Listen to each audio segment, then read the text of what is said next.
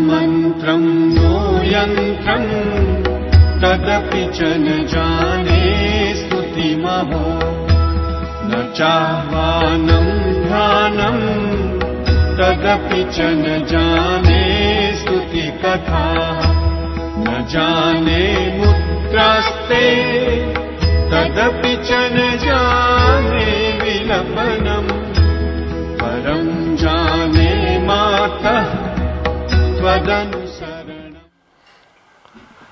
वक्रतुण्डं महाकाय सूर्यकोटिसमप्रभा निर्विघ्नं कुरु मे देव सर्वकार्येषु सर्वदा। जयन्ती मंगला काली भद्रकाली कपालिनी दुर्गा क्षमा शिवा धात्री स्वाहा स्वधा नमोस्तुते। या देवी सर्वभूतेषु शान्तिरूपेण संस्थिता नमस्तस्यै नमस्तस्यै नमस्तस्यै नमो नमः। परम आदरणीय भक्तगण, आज भी आप लोगों का हार्दिक स्वागत और अभिवादन है। नवरात्र के समय भक्त लोग श्रद्धा भक्ति प्रेम पूर्वक पूजा करते रहते हैं, अर्चना करते रहते हैं, लेकिन हर वर्ष ऐसे भी भक्त होते हैं कि जिन्हें कुछ जानने की इच्छा होती है, नियमों के विषय में भी कुछ जानने की इच्छा होती है और प्रश्न करते रहते हैं। एक ऐसा प्रश्न भी आ सकता है जीवन में कि क्या नवरात्र के समय कुछ नहीं खाएंगे, कुछ नहीं पिएंगे, तो क्या ये व्रत के अंतर्गत है? ये क्या बिल्कुल नहीं खाना चाहिए व्रत के समय? अक्सर हरदम भक्त लोग कंफ्यूज्ड हो जाते हैं, उनको स्वयं पता नहीं और पूछा करते हैं कि कुछ खा सकते हैं या खा नहीं सकते। तो देखिए भक्तगण, अनेकों तरह से उपाय ढूंढेंगे, इस प्रश्न के उत्तर की खोज में आप निकलेंगे तो हो सकता है कि लोग अलग अलग उत्तर देंगे, लेकिन हमें इसको समझने के लिए युक्ति संगत बात करनी है, मतलब कि राशनल होना चाहिए। क्या व्रत में नहीं खाएंगे नहीं पिएंगे तभी जगत जननी जगदम्बा माता प्रसन्न होगी? क्या नहीं खाना चाहिए, क्या नहीं पीना चाहिए? वंस फॉर ऑल इसको समझ लेना होगा कि बार बार कन्फ्यूजन नहीं करेंगे। मेधा ऋषि जब समझा रहे थे राजा सुरथ जी को और समाधि जी को व्रत के विषय में, तब उन्होंने कहा कि आप लोग जब सब अध्यायों को समझा चुके थे, तब उस समय मेधा ऋषि ने यह भी कहा कि जगत जननी जगदम्बा माता को प्रसन्न करना होगा, तपस्या करनी होगी, यज्ञ आदि करना होगा, प्रसन्नचित होकर देवी की उपासना कीजिए। और जगत जननी जगदम्बा माता ने भी अपना स्टेटमेंट दिया था 12वें अध्याय में, उन्होंने उनका अपना स्टेटमेंट दिया है, बयान है, उन्होंने घोषित किया है कैसे व्रत रहना चाहिए। देखिए भक्तगण, प्रथम बात तो ये है, जब समाधि जी और राजा सुरथ आश्रम से निकले तो कहाँ गए? मेधा ऋषि के आश्रम से जब निकले तो मेधा ऋषि ने उनको कह दिया कि अब आप साधना में लग जाइए। तो साधना तो मनुष्य जीवन भर भी कर सकता है या नहीं? राजा सूरत और समाधि जी ने 9 दिनों में ही तपस्या की थी क्या? गंगा के तट पर जाकर उन्होंने तो मिट्टी की मूर्ति बनाकर, पार्थिव मूर्ति बनाकर जगत जननी जगदम्बा माता की अर्चना 1 दिन नहीं, 2 दिनों तक नहीं, 9 दिनों तक नहीं, बल्कि कितने हजार वर्षों तक अर्चना की थी। तब जाकर देवी प्रसन्न हुई और उन्होंने वरदान दिया, उन्होंने और कृपा की। तो देखिए भक्तगण, जब डीप मेडिटेशन में कोई जाता है तो एक ऐसी स्थिति हो जाती है कि उसको न कुछ खाने की इच्छा होती है, न पीने की इच्छा होती है। कारण कि वह व्यक्ति मेडिटेशन करते करते डीप चला गया और वहाँ उसको न भूख है न प्यास है, न उसे भूख लगती है न प्यास लगती है। तो परम आदरणीय भक्तगण, वह व्यक्ति डीपली बोलता जाता है ओम ऐं ह्रीं क्लीं चामुंडायै विच्चे, ओम ऐं ह्रीं क्लीं चामुंडायै विच्चे, ओम ऐं ह्रीं क्लीं चामुंडायै विच्चे, और कितने वर्ष निकल जाते हैं ऐसे ही। देखिए भगवान, व्रत के समय मनुष्य को पूर्ण रूप से शाकाहारी होना चाहिए, पूर्ण रूप से वेजिटेरियन। यह बात तो निसंदेह सब लोग जानते हैं। इसीलिए व्रत के समय लोग वेजिटेरियन ही रहते हैं, शाकाहारी हो जाते हैं। तो इसमें क्या कुछ खा नहीं सकते? तो प्रथम तो बात यह है, अगर आपकी इच्छा है नहीं खाने की और आपका स्वास्थ्य ठीक है, आप सोच सकते हैं, आपकी इच्छा है कि आप नहीं खाएंगे, और आपको ऐसा भी संकल्प कर लेना चाहिए कि आपको प्यास भी नहीं लगेगी, भूख भी नहीं लगेगा। आपने पकाया ही नहीं है कि कुछ खाने के लिए, तो क्या खाएंगे? बीच में अगर कुछ खाने की इच्छा हो गई तो, कुछ पीने की इच्छा हो गई तो देखिए भक्तगण, मनुष्य अपने आप बोलता है कि वो नहीं खाएगा, नहीं पिएगा, देवी माँ प्रसन्न हो जाएगी। देवी माँ सिर्फ आपके ना खाने पीने से प्रसन्न नहीं होगी, वे आपकी भक्ति देखती है, आपका प्रेम देखती है, आपकी सिंसियरिटी देखती है। आपको चाहिए कि आप अगर फल खा के रहना चाहते हैं, ये आपकी मर्जी। अगर सिर्फ पानी पी के रहना चाहते हैं तो ये आपकी मर्जी, ऑप्शनल है ये आपके लिए, लेकिन कंपल्सरी नहीं है, ये अनिवार्य नहीं है। आपको पहले अपने स्वास्थ्य को देखना है। पहले आप चेक कीजिए कि आपका ब्लड प्रेशर लेवल क्या है, आपका ब्लड शुगर लेवल क्या है, तब आप डिसाइड कीजिए कि आप कुछ खाने वाले हैं या नहीं खाने वाले हैं। कहा गया है भोजन करने से पहले मनुष्य को तो वैसे प्रसाद लेना चाहिए, पहले देवी माँ को अर्पण करना होगा। जगत जननी जगदम्बा माता को मनुष्य भगवान श्री कृष्ण को अर्पण करता है, भोग लगाता है, नैवेद्य चढ़ाता है। इसी प्रकार जगत जननी जगदम्बा माता को कुछ अर्पण कर रहे हैं आप, तो अर्पण कर देंगे तो क्या करेंगे फिर? फेंक देंगे क्या? तो उसको प्रसाद के रूप में ले सकते हैं। अब देखिए आपने क्या तैयार किया है, वेजिटेरियन। जगत जननी जगदम्बा माता को अर्पण करना चाहते हैं तो वे स्वीकार कर लेती हैं, तो प्रसाद के रूप में तो आप ले सकते हैं। और रही बात नमक की, तो बोलते हैं जो संधा नमक है, जिसको रॉक सॉल्ट कहते हैं, उसका प्रयोग किया जाता है व्रत के समय, कारण कि उसमें ज़्यादा शुद्धता होती है। तो इसी प्रकार भक्तगण, अगर आपका स्वास्थ्य ऐसा है कि आपको कुछ खाना है बीच में, तो पूजा उपरांत क्या आप खा नहीं सकते? क्या आप पी नहीं सकते? आप ही प्रश्न कीजिए अपने आप से।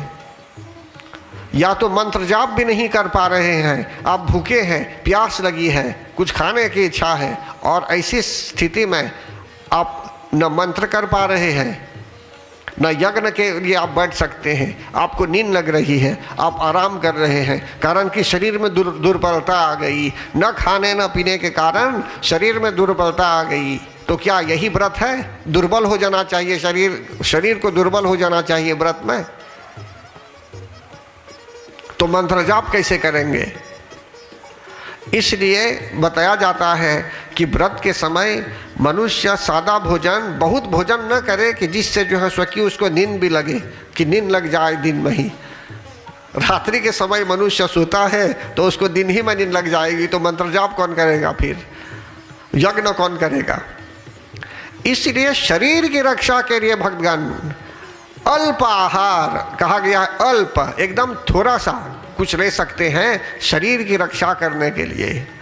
अब आप ठान लेंगे, बोलेंगे हम कुछ नहीं लेंगे, भगवान प्रसन्न हो जाएंगे, या तो बोलेंगे हम कुछ ही नहीं लेंगे, कारण कि नियम ऐसा है, नहीं खाना चाहिए, नहीं पीना चाहिए। तो आगे के जनरेशन के लोग जो आ रहे हैं बोलेंगे ये डिफ़िकल्ट है, तब नहीं रहेंगे इस प्रकार के व्रत को, इसको मानेंगे भी नहीं। इसलिए सुनना चाहिए, समझना चाहिए, ये राशनली विचार करना चाहिए। आप अपने ब्लड प्रेशर को टेस्ट कीजिए, सब चेक करके तब देखिए आप फल लेकर रहना चाहते हैं या पूरी खाएंगे या खीर खाएंगे या फल खाना चाहते हैं, सिर्फ आप फलाहार करना चाहते हैं। लेकिन कुछ तो कुछ लेना चाहिए आपको, नहीं तो कैसे बैठेंगे? तो परम आदरणीय भक्तगण, एक कॉन्सेप्ट हो जाता है कि नहीं खाएंगे, नहीं पिएंगे, बस व्रत हो गए। व्रत का अर्थ ये है भक्तगण कि हमें अपने सेंसर्स को कंट्रोल करना है, हमें हमारे सेंसर्स को व्रत देना है, हमारे मन को व्रत देना है, मुख को व्रत देना, जीभ को व्रत देना है, कानों को व्रत देना है, आँखों को व्रत देना है। किसी जीभ से किसी की बुराई मत कीजिए, आँखों से किसी का दोष मत निकालिए, कानों से किसी की निंदा मत सुनिए, लेकिन कानों को खोल दीजिए भगवान की कथा सुनने के लिए, कानों को खोल दीजिए भगवान के धुन सुनने के लिए, कीर्तन सुनने के लिए। अगर कोई किसी के लिए अच्छा कुछ बोल रहा है तो उसे सुनने के लिए आप कानों को खोल दीजिए, कानों को बंद मत कीजिए। तो कहने का भाव यहाँ यह है भक्तगण, मंत्र कीजिए, मंत्र जाप आदि करते रहिए व्रत के समय। हो सके तो पुस्तक पढ़ लीजिए, अगर नहीं पढ़ पा रहे होंगे तो कथा वार्ता अगर है रिकॉर्डेड कहीं तो सुन भी सकते हैं व्रत के समय, ताकि वह समय कटित हो और हमें पूरा अवसर प्राप्त हो जगत जननी जगदम्बा माता की शरण में रहने के लिए। तो परम आदरणीय भक्तगण, ऐसे बहुत प्रश्न लोग करते रहते हैं, लेकिन मूल बात जो है उसमें मंत्र जाप नहीं करते, कुछ नहीं करते होंगे बहुत लोग, और बहुत लोग करते भी होंगे। तो कहने का भाव ये है कि कभी कभी लोग प्रश्न करते रहते हैं और कंफ्यूज्ड हो जाते हैं। जो नहीं करना चाहिए उसको करेंगे और जो करना चाहिए नहीं करेंगे। बोलेंगे हम व्रत हो गए, आज बिल्कुल नहीं खाए हैं, बोलेंगे आज बिल्कुल नहीं खाया। कोई बोलता है कि आज दिन भर कुछ नहीं खाया, पूछेंगे उससे आपने कितना मंत्र जाप किया, तो बोलेगा एक भी नहीं। समझते हैं ना? तो क्या किया आपने मंत्र व्रत के समय? बस टीवी देख रहा था, ऐसे बोलेंगे टीवी देख रहे थे बैठ के, सीरियल देख रहे थे बैठ के। तो व्रत के समय में बोले खाएंगे नहीं, लेकिन आंखों को खोल देंगे सीरियल देखने के लिए। क्या बोलते हैं आप जरी भाई? आंखों को खोल देंगे फिल्म देखने के लिए, लेकिन बोलेंगे भोजन नहीं करेंगे, प्रसाद नहीं लेंगे। तो इस प्रकार मनुष्य को सोचना चाहिए कि किस तरह का व्रत वो रहना चाहता है। फिर आगे यहाँ बताते हैं भक्तगण,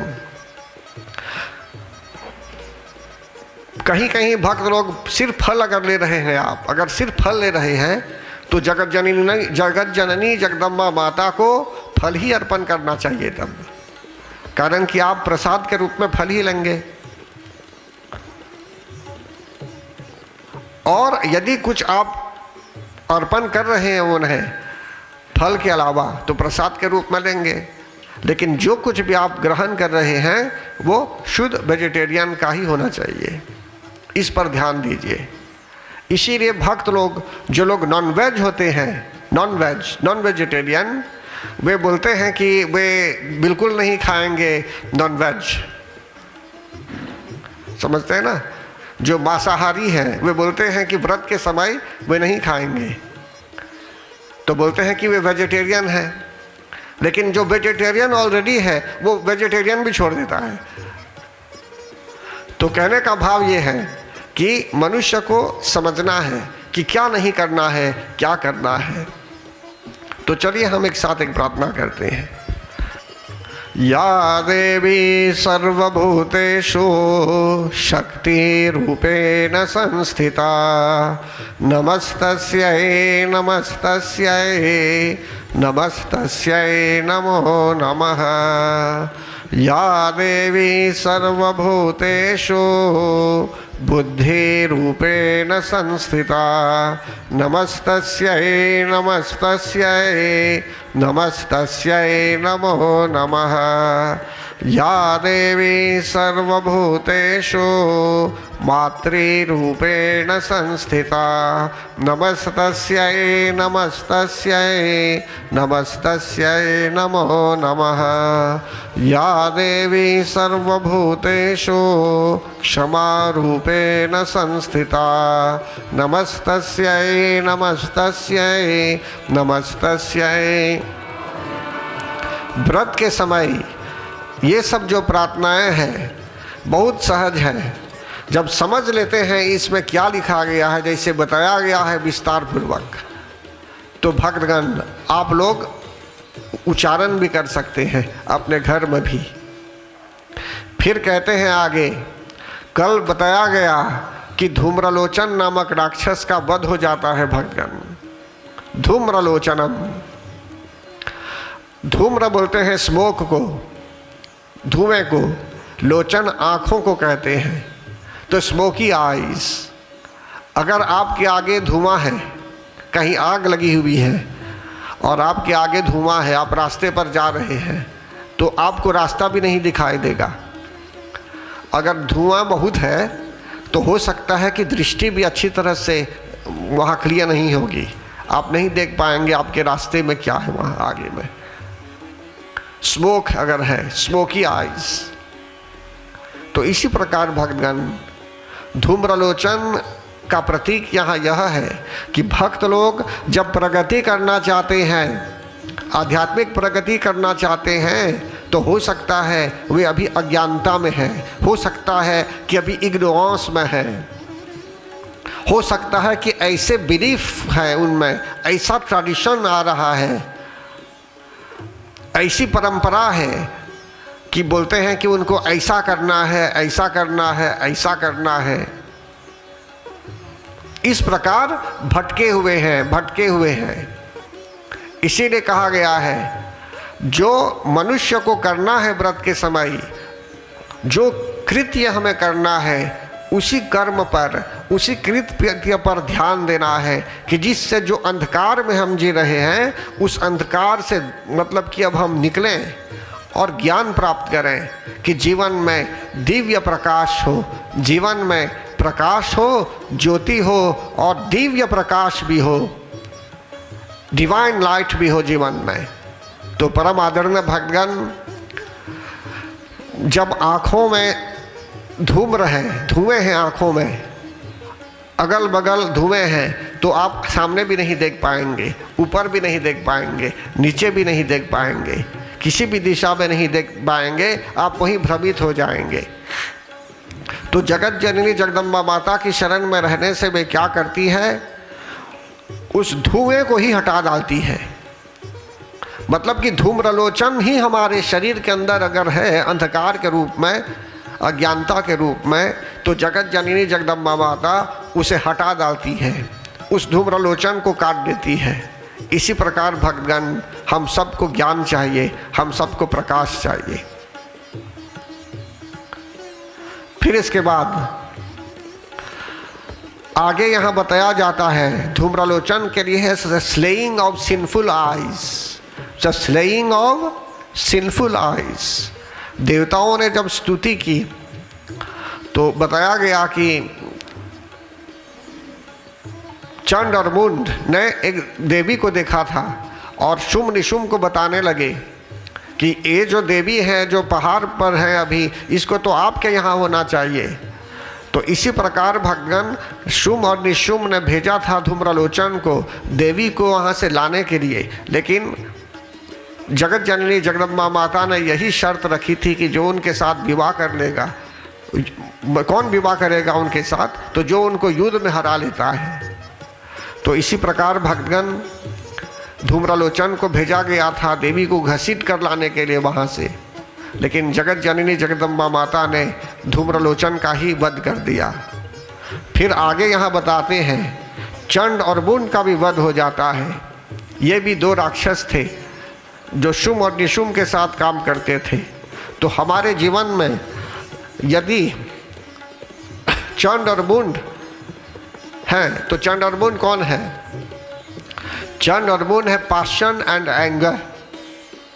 अगर क्रोध हमारे शरीर में है और फॉल्स डिजायर्स बहुत है हमारे शरीर में, तो ये पैशन एंड एंगर हो जाते हैं। एक बुरी आदत अगर हो गई किसी में, तो वो बुरी आदत और वो जो क्रोध है उसके अंदर, ये चंड और मुंड की भांति है। देखिए चंड और मुंड की इच्छा थी पहले कि वे देवी जो पहाड़ पर थी उसको शुम्भ और निशुम्भ के यहाँ होना चाहिए रानी के रूप में।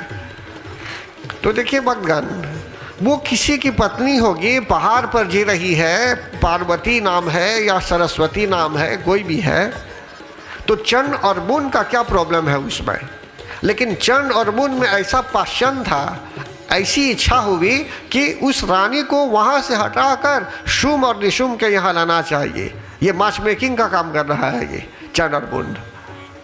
उसको प्रॉब्लम कम था, प्रॉब्लम ढूंढ रहा था, वो किसी और के विषय में चर्चा करने लगा। तो यही बात हुई, जगत जननी जगदम्बा माता ने क्या किया, चंड और मुंड को काट दिया, वहीं इन दोनों का अंत हो गया। तो इसका अर्थ यहाँ यह है, भक्त लोग जब प्रगति करते हैं आध्यात्मिकता की ऊंचाई में, ऐसे ही लोग नहीं जाते हैं। एक सीढ़ी को रख देंगे खड़ा, ऐसे 2-3 मंजिल जाना है ऊपर, चढ़ जाएंगे ऐसे ही। अगर आदत नहीं होगी सीढ़ी को लेने के लिए, जा सकते हैं, सीढ़ी पर भी नहीं चढ़ पाएंगे। जितना ऊपर जाएंगे और नीचे देखेंगे तो घुमरी लगने लगेगी, कितने लोगों को कपार घूमने लगेगा। इसलिए वो कला है ऊपर जाने के लिए, कैसे लोग सिपाही लोग, सोल्जर्स लोग कैसे ऊपर जाते हैं किसी की रक्षा करने के लिए। तो इसी प्रकार भगवान यहाँ बताया जाता है, भक्तों के जीवन में अगर पैशन एंड एंगर है, मतलब कि फॉल्स एक्शन जो नहीं होना चाहिए, फॉल्स डिज़ायर्स या फॉल्स अटैचमेंट, ऐसा कुछ आदत होगा है आपके अंदर, तो ऐसी स्थिति में जगत जननी जगदम्बा माता धीरे धीरे क्या करती है, इन सब को कबाड़ डालती है, अप्रूट कर देती है। और जब क्रोध नहीं रहता मनुष्य में, तो मनुष्य में शांति भी होती है। क्रोध में मनुष्य की बुद्धि भ्रष्ट हो जाती है भगवान, और बुद्धि के भ्रष्ट होने पर मनुष्य गलत आचरण करने लगता है। तो इसलिए यहाँ बताया जाता है कि क्रोध भी हमारे दुश्मन है। इसीलिए शुरू ही में अर्गला स्तोत्रम में जब प्रार्थना करते हैं तो बोलते हैं, रूपम देहि जयम देहि यशो देहि द्विषो जहि, कि हे मातेश्वरी आप हमें रूप दीजिए, यश दीजिए, जय दीजिए, लेकिन जो हमारे शत्रु हैं जैसे काम, क्रोध, लोभ, मोह, ममता, अहंकार आदि, इन सब को हमसे दूर कीजिए। फिर आगे बोलते हैं 7वें अध्याय में चंड और मुंड का वध हो जाता है भगवान, इसको बोलते हैं the slaying of passion and anger. फिर 8वें अध्याय में क्या होता है, 8वें अध्याय में रक्तबीज का वध होता है। तो रक्तबीज की कथा सुनाने से पहले मैं यहाँ के भक्तों से निवेदन करूँगा कि वे एक सुंदर भजन सुनावें कि जिससे आप तक प्रभु अर्थात जगत जननी जगदम्बा माता की कृपा प्राप्त हो। तो इसलिए आप आरंभ कीजिए। बोल मन मेरे जय जगदम्बे, बोल मन मेरे जय जगदम्बे, बोल मन मेरे जय जगदम्बे, बोल मन मेरे जय जगदम्बे, बोल मन मेरे जय जगदम्बे, बोल मन मेरे जय जगदम्बे, बोल मन मेरे जय जगदम्बे, बोल मन मेरे जय जगदम्बे, बोल मन मेरे जय जगदम्बे, बोल मन मेरे जय जगदम्बे, जय जगदम्बे, जय जगदम्बे, जय जगदम्बे, बोल मन मेरे जय जगदम्बे, बोल मन मेरे जय जगदम्बे, सृष्टि करती तुम्ही हो ब्रह्माणी, सृष्टि करती तुम्ही हो ब्रह्माणी, पालन करती तुम्ही हो विश्वाणी, पालन करती तुम्ही हो विश्वाणी, संहार करती तुम्ही हो रुद्राणी, संहार करती तुम्ही हो रुद्राणी, हम तेरे चरण में बस जाए दूर बन के, हम तेरे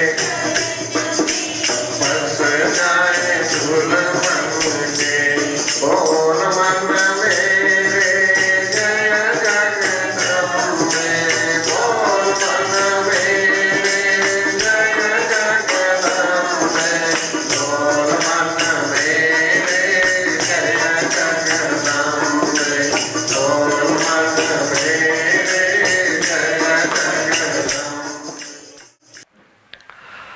बोलिए प्रेम से जगत जननी जगदम्बा माता की जय। परम आदरणीय भक्तगण, अभी मैं परमात्मा की कृपा अनुसार स्पष्टीकरण देना चाहूँगा कि जिससे भक्तों के जीवन से अंधकार हटे और उनको ज्ञान की प्राप्ति हो। 7वें अध्याय में चंड और मुन नामक राक्षसों का वध हुआ। फिर इसके बाद 9वें अध्याय में भगवान 8वें अध्याय में रक्तबीज का वध होता है। मेधा ऋषि बता रहे हैं राजा सूरत को और समाधि जी को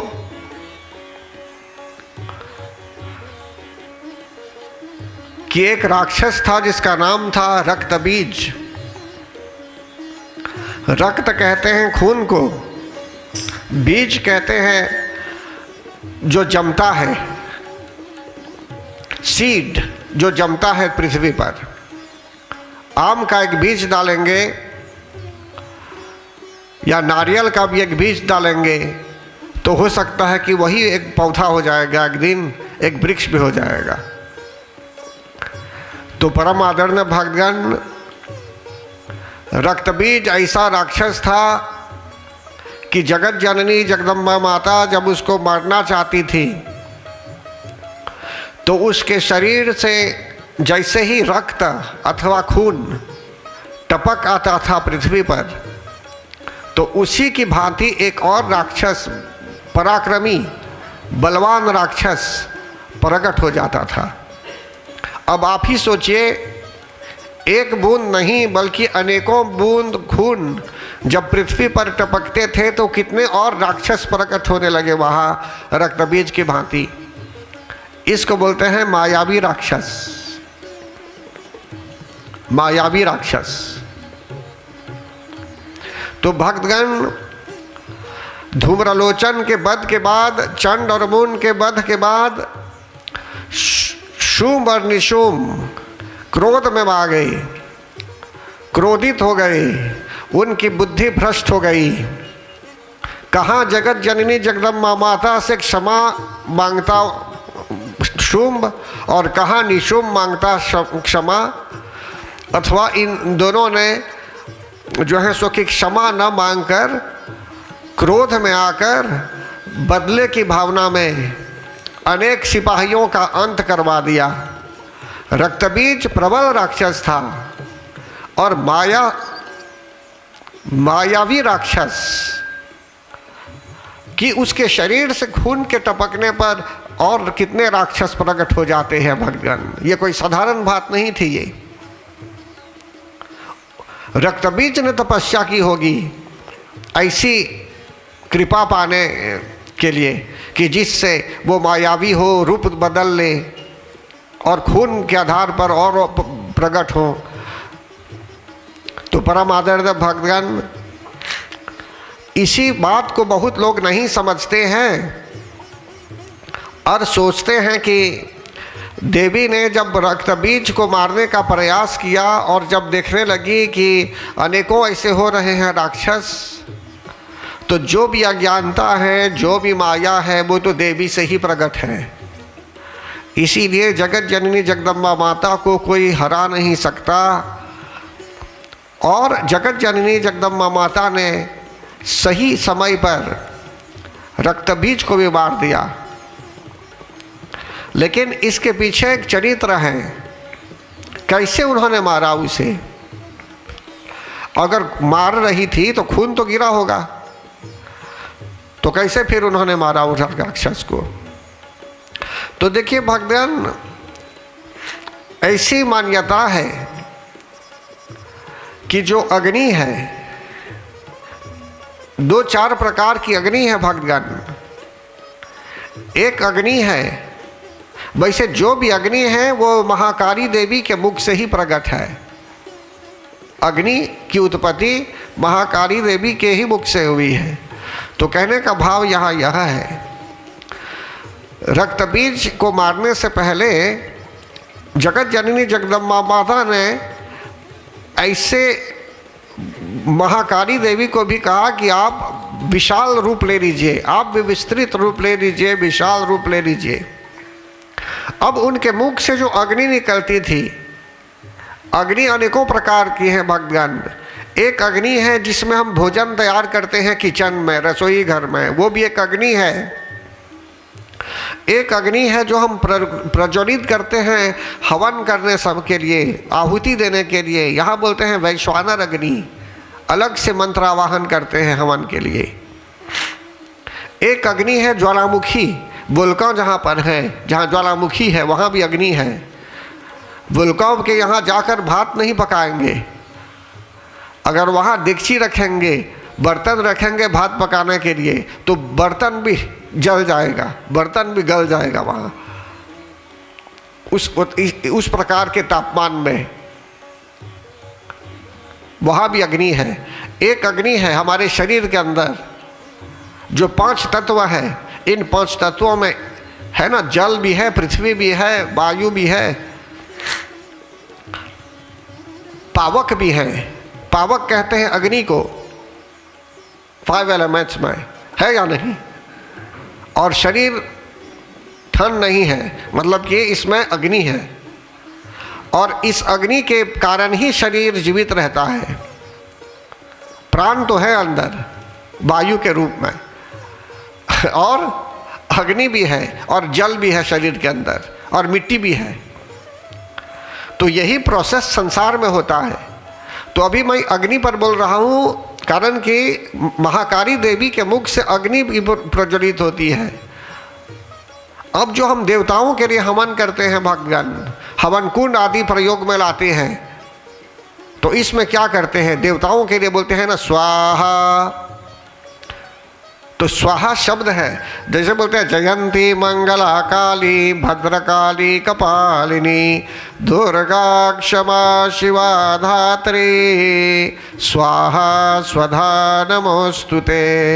तो स्वाहा और स्वधा ये भगवती माता ही के नाम है। स्वाहा उच्चारण करते हैं तो जो अर्पण कर रहे हैं वो वहाँ तक वह शक्ति ले जाती है। अगर गणपति जी के नाम से बोलते हैं ओम गणपतये नमः स्वाहा, तो स्वाहा ही वो शक्ति है जो उस अर्पण की हुई वस्तु को अथवा पदार्थ को या सामग्री को वहाँ अग्नि ले जाती है, कन्वर्ट करके एनर्जी के रूप में।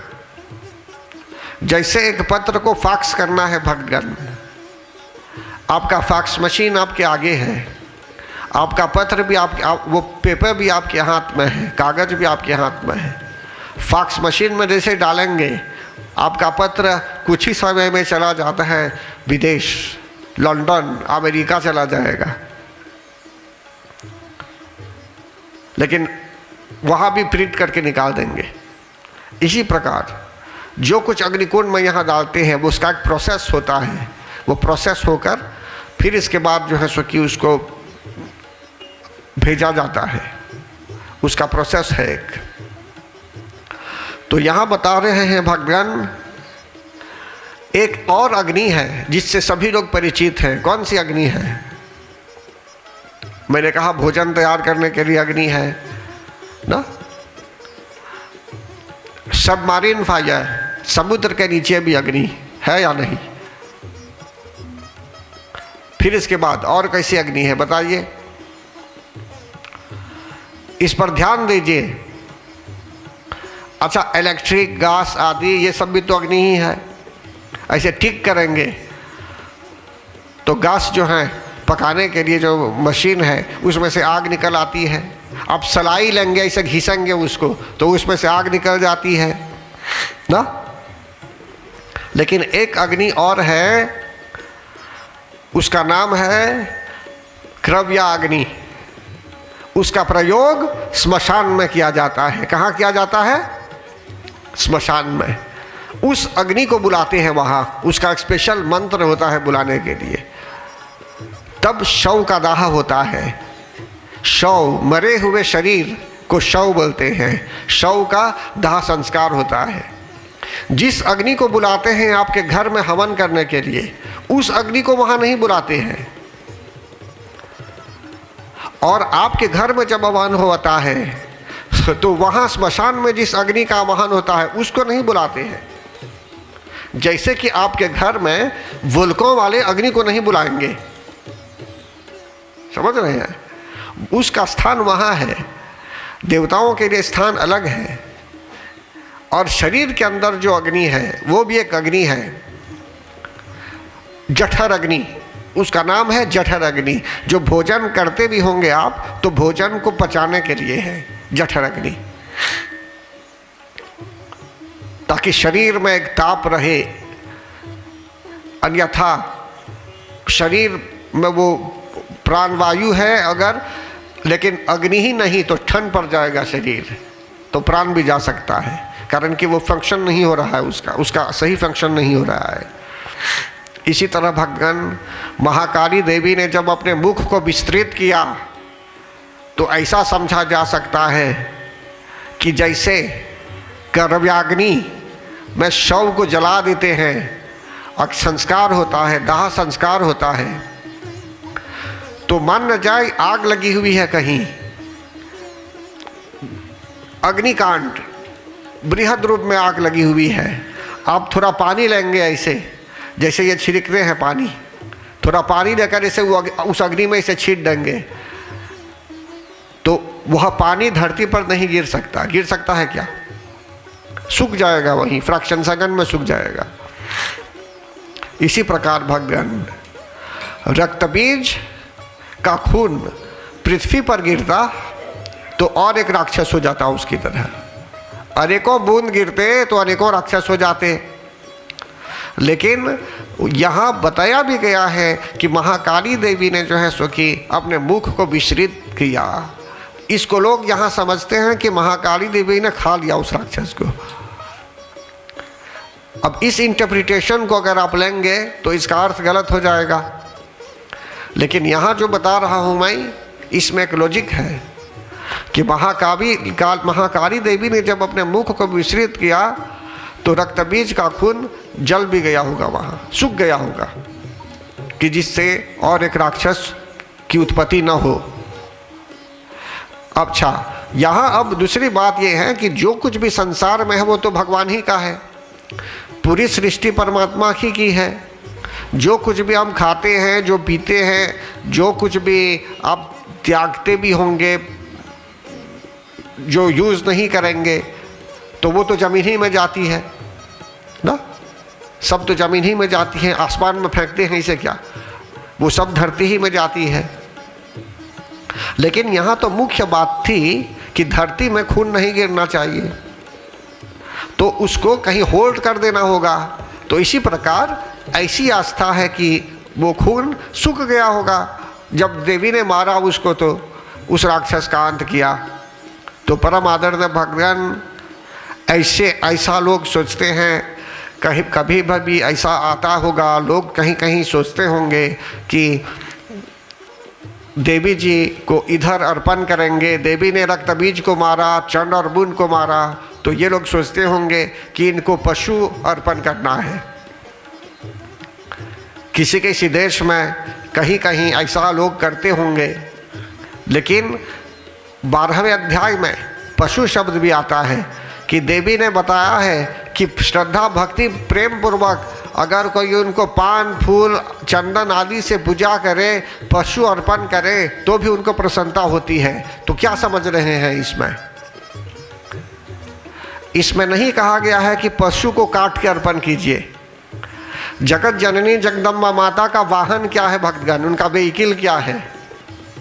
शेर। तब ना बोलते हैं एक लाइन, शेर वाली माँ दया करो हे माँ,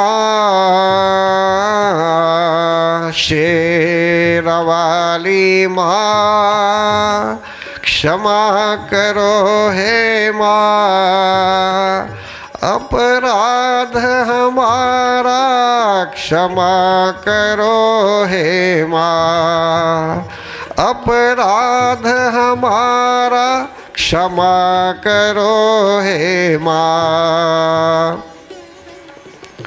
उनको तो शेर भी प्रिय है, उनको शेर दे सकते हैं क्या? एक शेर दे देंगे लाकर, काजेरा पार्क से एक शेर ला के दे देते हैं उनको क्या? अगर शेर उनको देंगे सही जीता जागता, तो उनको भी आना चाहिए जीता जागता यहाँ, तब वही संभाल पाएगी उस शेर को। सही बोलता हूँ या गलत? आप नहीं कंट्रोल कर पाएंगे उस शेर को, वही कंट्रोल कर सकती है उनके शेर को। तो मरे हुए शेर पर चढ़ती है क्या वे? उनका वाहन मरा हुआ शेर है क्या? नहीं, जीता जागता शेर है। और शिवजी का वाहन क्या है? शिवजी का वाहन नंदी जी हैं ना, तो नंदी जी को काट के अर्पण करते हैं क्या? नहीं ना, जीता जागता अर्पण करते हैं। तो जब यहाँ कहा गया है पशु अर्पण कर सकते हैं, कारण कि उनको पशु प्रिय हैं, पशु उनके वाहन हैं। शिवजी के परिवार में आप देखेंगे तो क्या है? शिव शक्ति है, सर्प है ना, गले रुंडमालम तनौ सर्पजालम महाकाल कालम गणेशाधिपालम जटाजूट भंगो तरंगैर्विशालम शिवम शंकरम शंभुमिशानमिड्ये। उनके गले में तो सर्प है ना, और क्या है? कार्तिकेय जी का वाहन मोर है, गणेश जी का वाहन चूहा है। तो किसी किसी देश में तो लोग चूहा भी खाते हैं, किसी किसी देश में तो लोग सर्प भी काट कर खा लेते हैं। सही बोलता हूँ या गलत? तो लॉजिक है इसमें। कहने का भाव ये है कि यहाँ बताया जाता है जो पशु है, पशु को अर्पण काट के लिए नहीं करना, काट कर अर्पण करने के लिए नहीं बोल रहे हैं। यहाँ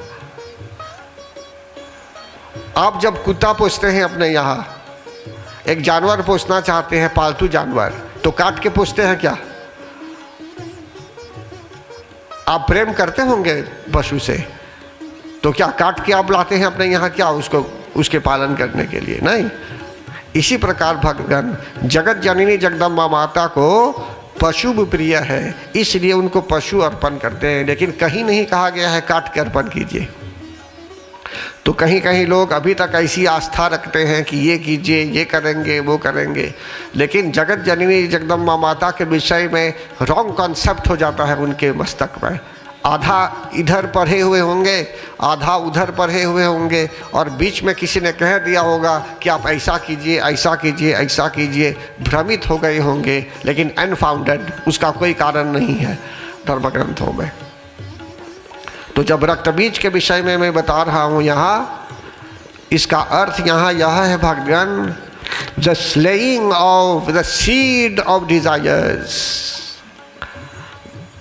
भक्तों में तो इच्छाएं होती हैं, अनेकों इच्छाएं होती हैं।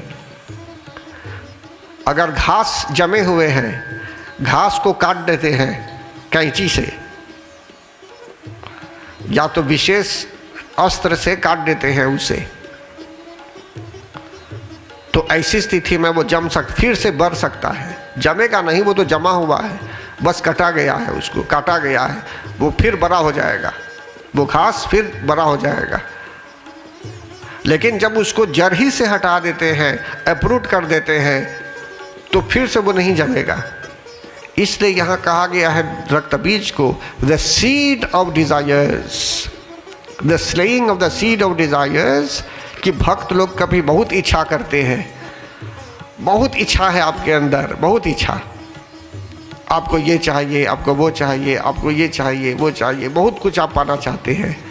समय बहुत कम है लेकिन बहुत कुछ पाना चाहते हैं। आप मान लीजिए एक फिल्म देख रहे हैं एक सिनेमा घर में, अभी तो एक फिल्म है अभी ना, तो एक ही समय में क्या सब फिल्म देख सकते हैं? 100 फिल्म देख सकते हैं उसी 1 घंटे में? एक ही देखेंगे। इसी प्रकार भगवान यहाँ बताया जाता है कि मनुष्य के आगे बहुत प्रोजेक्ट्स हो जाते हैं कभी, लेकिन मनुष्य को सावधान हो जाना चाहिए कि बहुत सी इच्छाएं जब होती हैं कभी, तो इससे मन चंचल हो जाता है, और मन चंचल होने के कारण मनुष्य में शांति नहीं होती। आप कुछ पाना चाहते हैं लेकिन नहीं पाने में समर्थ नहीं हुए तो क्रोध भी हो सकता है। जैसे शुम और निशुम में क्रोध हो गया था। शुम और निशुम की इच्छा थी कि जगत जननी जगदम्बा माता जो वहाँ पर्वत की ओर दिखाई पड़ी थी कि वे उनको यहाँ लाना होगा, उनके यहाँ उनकी पत्नी के रूप में इनको रहना होगा। तो कहने का भाव यहाँ यह है, जगत जननी जगदम्बा माता ने ऐसी शर्त रखी थी कि युद्ध में जो उन्हें हरा देता है उसी के साथ भी विवाह करेगी, लेकिन उनको तो पता था कि कोई उनको हरा नहीं सकता। बस ललकार रही थी उस राक्षस को आने के लिए कि जिससे युद्ध हो और उसका अंत हो। कारण कि बताया गया है, यदा यदा हि धर्मस्य ग्लानिर्भवति भारत अभ्युत्थान नाम धर्म तदात्मानं सृजाम्यहम् परित्राणाय साधूनां विनाशाय च दुष्कृतां धर्म संस्थापनार्थाय संभवामि युगे युगे।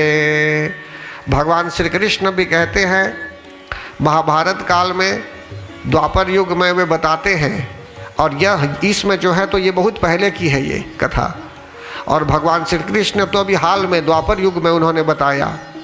और यही बात भगवान श्री राम के रूप में भी पहले त्रेता युग में, द्वापर से पहले त्रेता युग में वे बता चुके थे किस तरह से जो है सो कि भगवान अवतार लेते हैं उनकी इच्छा अनुसार, धर्म की रक्षा करने के लिए, संतों की रक्षा करने के लिए, ब्राह्मणों की भी रक्षा करने के लिए।